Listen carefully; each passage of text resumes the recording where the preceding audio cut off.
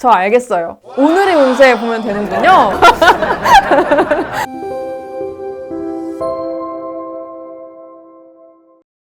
안녕하세요. 해리이들의 궁금증을 해결해드리는 궁금타파 상품타파의 조혜민입니다.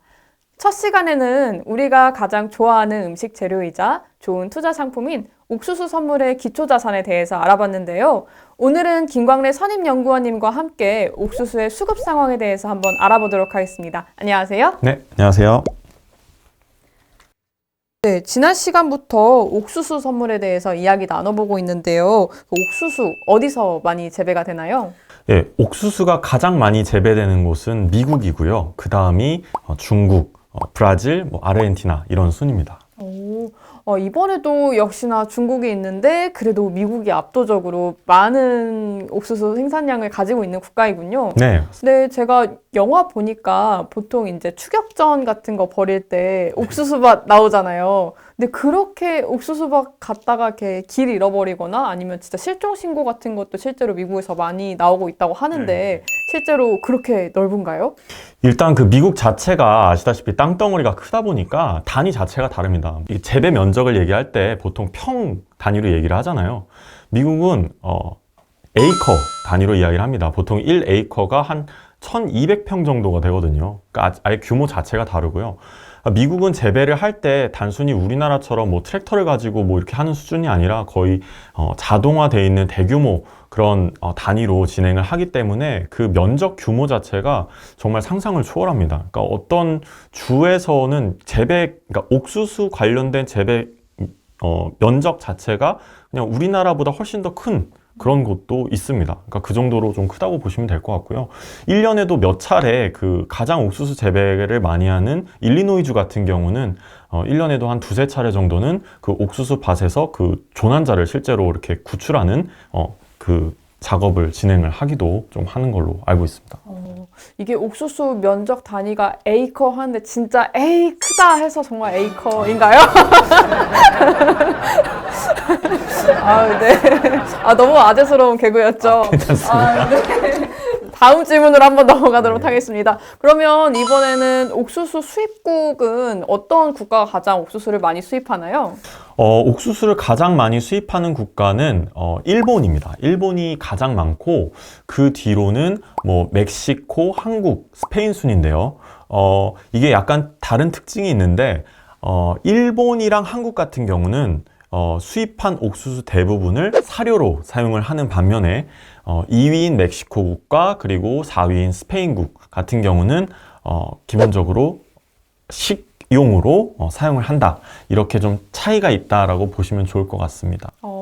그렇다면 일본은 우리가 흔히 많이 먹는 이제 와규로 쓰이는 소고기의 그 소한테 이제 사료로 지급되는 용도로 많이 쓰이고, 나머지 국가들 같은 경우에는 뭐 또띠아라든지 아니면 뭐 식용으로 우리가 뭐 쌀처럼 먹는 주식으로 많이 소비가 되고 있다는 거군요. 그렇다면 최근 옥수수 가격은 어떤 추이로 흘러가고 있나요? 최근 옥수수 가격 같은 경우는 상승세를 계속 이어오다가 지금은 약간 횡보 국면에 좀 접어들고 있습니다. 기본적으로 그 부시엘당 한 5.5불 정도에서 지금 왔다 갔다 하고 있는 상황인데요.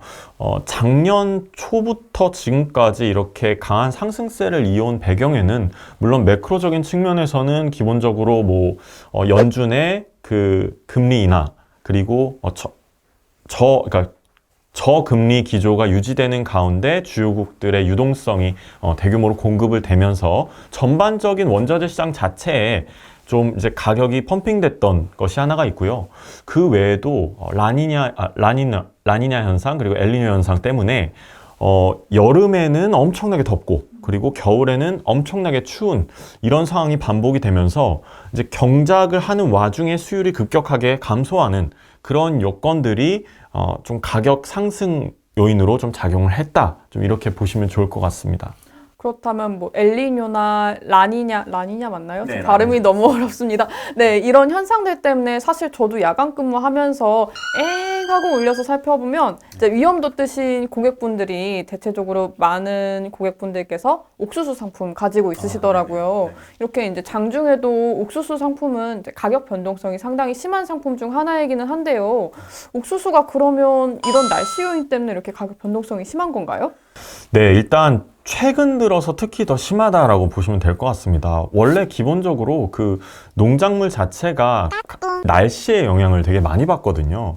그러니까 기본적으로 1년에 한 번 보통 수확이 되기 때문에 재고를 어느 정도 축적을 하고 있어야겠다라고 기본적으로 판매자들이 예상을 하고 그에 따라서 레벨이 정해지는데, 만약에 예상했던 것보다 더 많은 재고가 소진될 것 같다라거나 혹은 날씨가 갑자기 너무 추워져서 경작지의 그 수율이 급격하게 감소하면서 향후에 생산될 양이 급격하게 줄어들 것이다 라는 우려가 더해지면 갑자기 현물가가 급격하게 치솟으면서 선물 가격까지 영향을 주게 됩니다. 그래서 이러한 그 계절적 요인들이 가격에 어느 정도 반영이 되는 가운데, 최근 들어서는 뭐 혜민 씨도 많이 들어서 아시겠지만 뭐 뉴스들에서 보면 뭐 유럽 지역의 100년 만에 최대 홍수 피해, 아니면 뭐 남미 지역의 가뭄, 미국의 산불 피해, 중국의 또 홍수, 그러니까 이런 다양한 그런 자연재해들이 주요 생산국들의 생산량에 좀 크게 영향을 끼치면서 최근 들어서 이런 타이트한 수급에 더욱 좀 영향을 끼치지 않았나 이렇게 보여집니다. 그렇다면 뭐 홍수나 가뭄 이런 것 때문에 가격 변동이 이렇게 심하게 나타나는 걸로 보이는데요. 그러면 이렇게 가격 변동 심한 거에는 어떻게 대응을 해야 되나요? 저 알겠어요. 오늘의 운세 보면 되는군요. 제가 이제 아침마다 오늘 금전운 보면서 오거든요. 이제 투자자분들도 아침마다 이제 네이버에 운세 켜가지고 운세 보시면 되는 걸까요? 일단 기본적으로 이렇게 변동성이 심하실 때는 리스크 관리가 첫 번째입니다.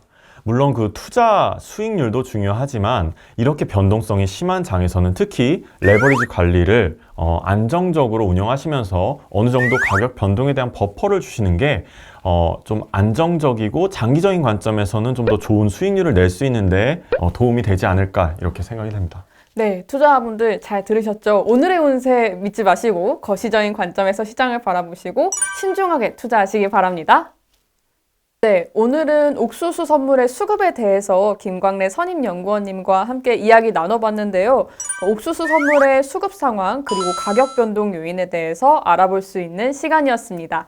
궁금타파, 상품타파, 다음 시간에 만나요. 안녕!